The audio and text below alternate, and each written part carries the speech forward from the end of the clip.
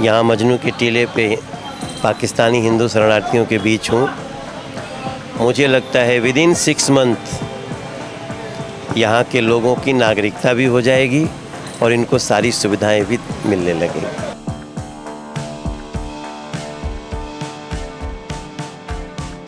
मोदी सरकार को धन्यवाद, उनकी पूरी मोदी सरकार को ही धन्यवाद समस्त शरणार्थी परिवारों की तरफ से। नागरिकता मिली, हम को पढ़ के कुछ बन सकेंगे, अब हम आगे कुछ अपनी नौकरी कर सकेंगे। हम बहुत बहुत धन्यवाद करते हैं सरकार का जो हमें नागरिकता दे रहे हैं। हमें बहुत बहुत प्रणाम करते हैं मोदी जी को जो हमें नागरिकता मिल रही है। पाकिस्तान से हम जो आए इतनी खुशी हमने आज तक कहीं देखी नहीं थी, जो आके हमने इतनी खुशी मिली है हमें यहाँ पर।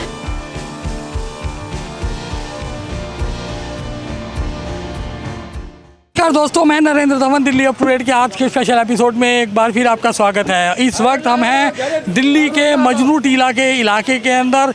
ये जो मजनू का टीला है ये यमुना के किनारे बसा हुआ क्षेत्र है। हम दिखा सकते हैं कि यहाँ से यमुना केवल कुछ ही कदमों पर है।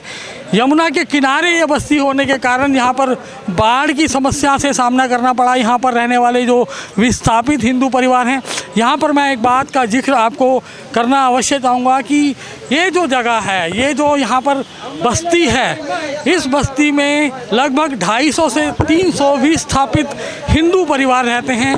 ये वो परिवार हैं जो पाकिस्तान से विस्थापित होकर आज से लगभग 12 से 15 साल पहले दिल्ली में आए कि उनको जो उनके ऊपर जुल्म हो रहे थे पाकिस्तान पे, उनसे राहत मिले और यहाँ पर उन्हें भारत की नागरिकता मिले और भारत उन्हें अपनी शरण में ले ले। लेकिन इनकी नागरिकता पे तो अभी तक कोई फाइल मूवमेंट नहीं हुई। सरकार कहाँ है अभी तक नहीं दिखाई दे रहा। हाँ, यहाँ पर रहने वाले अधिकांश परिवारों के आधार कार्ड बन गए हैं, उनके पास अन्य डॉक्यूमेंट्स हैं। यहाँ पर देख सकते हैं कि बिजली की भी व्यवस्था है। यहाँ पर इनको बिजली के अस्थायी कनेक्शन दिए गए हैं। यहाँ पर मंदिर है और कई NGOs काम करती हैं, कई लोग काम करते हैं। आपका नाम क्या है? धर्मवीर। धर्मवीर जी, आप कितने टाइम से यहाँ पर इस बस्ती में रह रहे हैं? 2013 से। तो 2013 से लगभग 10 साल हो गए। जी तो आपको नागरिकता के पेपर्स आपके कितने? सर, अभी जो CA हुआ पास है उसमें तो अभी अप्लाई DM को ना 10 दिन पहले अपने आधार कार्ड, पिन कार्ड वगैरह जो भी हैं यहाँ बने हैं और पासपोर्ट, वीज़ा वगैरह सारे दे दिए। कह दिया कि ऑर्डर हुआ है नागरिकता देने के लिए। पूरे कैंप ने 731 आदमी के पेपर दे दिए। कितने बच्चे होंगे यहाँ से 731 में?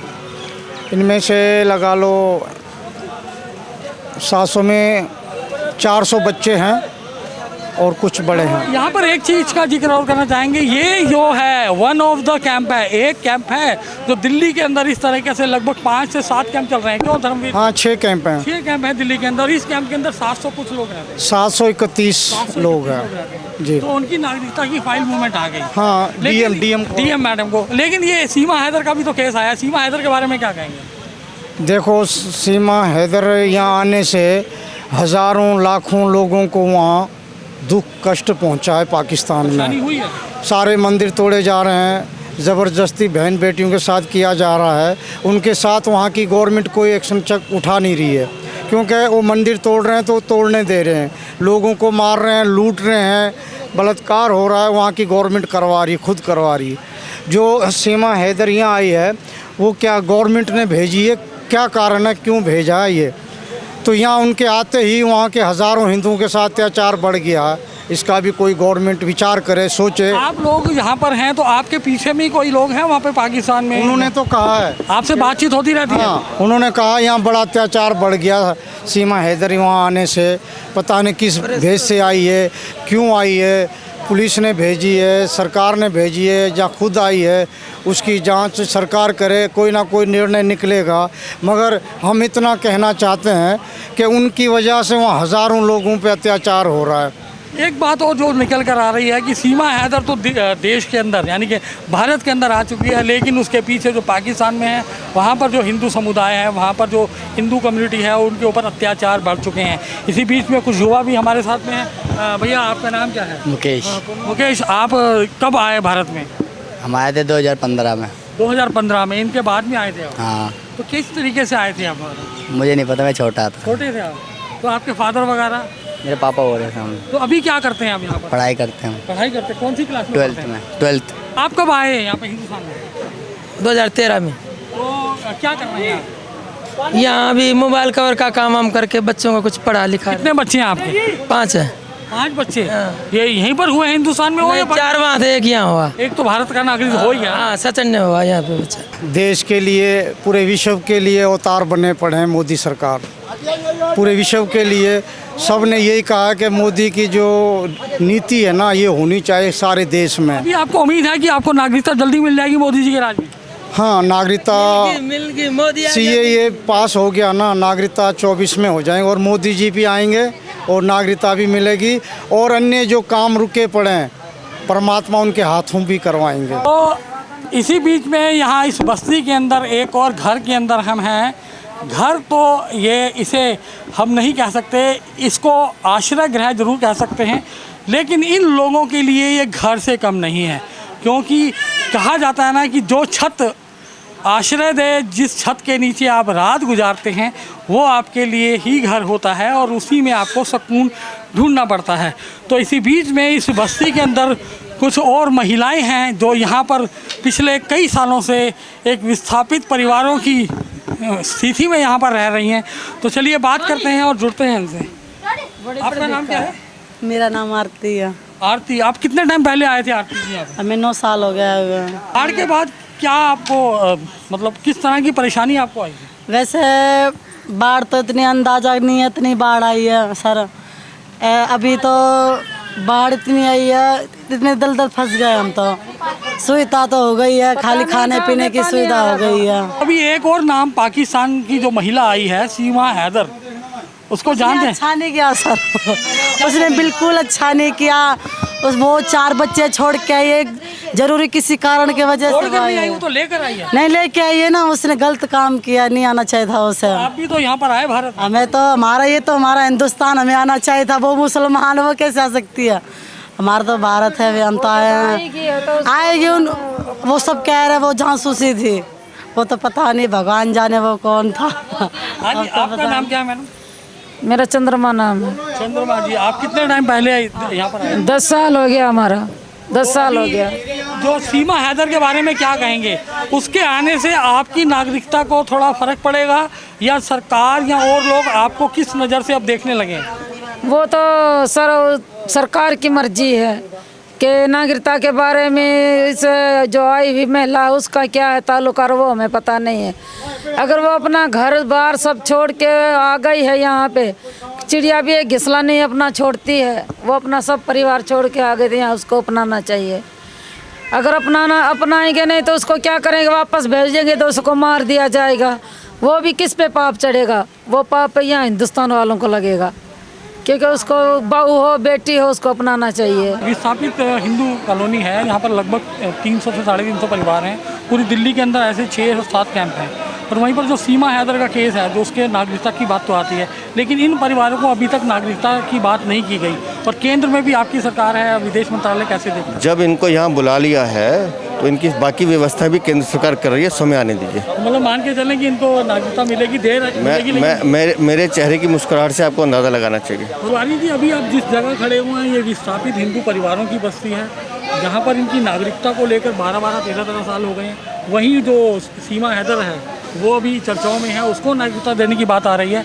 तो आखिर इन लोगों को जो यहाँ पर 12-15 सालों से हैं, इनकी नागरिकता की फाइल कब तक आगे बढ़ेगी? क्योंकि विदेश मंत्रालय भी आप ही के अंदर आता है। आपने बहुत महत्वपूर्ण सवाल किया है। आज मैं 19 जुलाई को यहाँ मजनू के टीले पे पाकिस्तानी हिंदू शरणार्थियों के बीच हूँ। मुझे लगता है विदिन 6 मंथ यहाँ के लोगों की नागरिकता भी हो जाएगी और इनको सारी सुविधाएं भी मिलने लगेंगी। तो यानी कि जिस तरीके से आज इस पूरा कार्यक्रम हुआ, यहाँ पर जो चर्चाएं हुई और जो बातचीत हुई, जो हालात थे, हमने आपको ग्राउंड जीरो से दिखाए। और जिस तरीके से भारतीय जनता पार्टी के जो मंत्री स्तर के लोग हैं या जो सांसद हैं, जिस तरीके से उन्होंने कहा कि आने वाले 6 महीनों के अंदर इन जो हिंदू विस्थापित परिवार हैं, इनको नागरिकता मिल जाएगी। ये निश्चित तौर पर उन लोगों के लिए एक बहुत राहत भरी और बहुत बड़ी खबर होने वाली है। सोना जी, अभी सांसद महोदय ने कहा मनोज तिवारी जी ने कि आने वाले 6 महीनों में यहाँ के जितने परिवार हैं उनको भारतीय नागरिकता मिल जाएगी। कितनी खुशी और क्या? बहुत खुशी की बात है। बहुत 2011 से अभी तक उम्मीद लगा के बैठे, ये तो हमारे लिए बहुत खुशी की बात है। तो ऑन कैमरा बोला है सांसद महोदय। हाँ, बहुत धन्यवाद। हम तो देखो, हमारे को 2 वक्त की रोटी खुद कमा के खा भी सकते हैं। हम खुद भारत की नागरिकता मिल को धन्य भाग हमारा है। हमारा देश का प्रधानमंत्री श्री नरेंद्र मोदी जो है वो साक्षात परमात्मा का रूप है।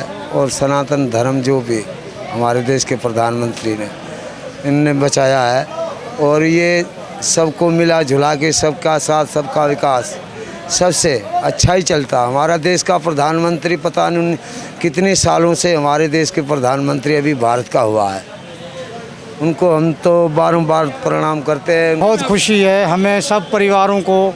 किसी प्रकार की कोई शिकायत, मोदी सरकार को धन्यवाद, उनकी पूरी मोदी सरकार को ही धन्यवाद समस्त शरणार्थी परिवारों की तरफ से। ये देश को नहीं, जितने सनातन धर्म हिंदू को भी देख रहे हैं, देश को भी देख रहे हैं और विदेश को भी देख रहे हैं, हम इनको धन्यवाद देते हैं। बहुत खुशी है। हम सरकार से यही निवेदन करते हैं, हमेशा नागरिकता मिली, हम को पढ़ के कुछ बन सकेंगे, अब हम आगे कुछ अपनी नौकरी कर सकेंगे। हम बहुत बहुत धन्यवाद करते हैं सरकार का जो हमें नागरिकता दे रहे हैं। मनोज तिवारी जी को, मोदी जी को, हम मोदी जी से निवेदन यही करते हैं, जो आपने हमें नागरिकता दी, हमारे बच्चों, हम लोगों का भविष्य आपने बढ़ाया, हम अभी पढ़ के नौकरी भी ले सकते हैं, हम अपने बिजनेस भी कर सकते हैं। थैंक यू सरकार, मोदी जी, धन्यवाद, बहुत बहुत धन्यवाद आपका।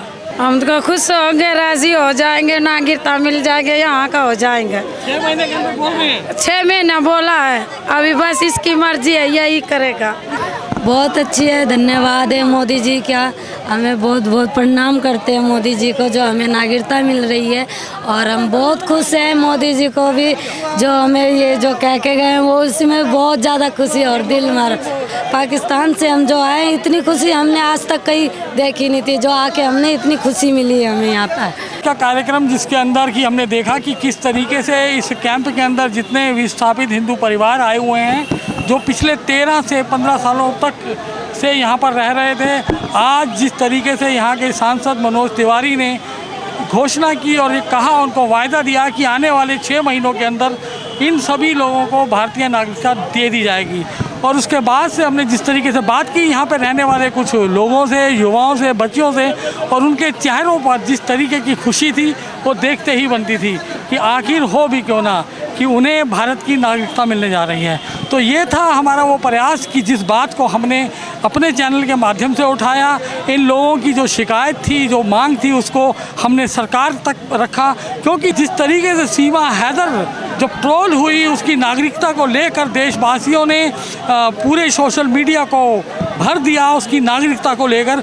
उसी बीच के अंदर दिल्ली अप टू डेट समाचार पत्र ने इस बात का मुद्दा उठाया कि आखिर जब उस सीमा हैदर की नागरिकता के बारे में बात की जा सकती है, तो आखिर इन परिवारों की नागरिकता के बारे में कौन सोचेगा, जो यहाँ पर पिछले 12 से 15 सालों से पहले तक यहाँ पर आए थे और उनकी नागरिकता की फाइलें दबी हुई थी।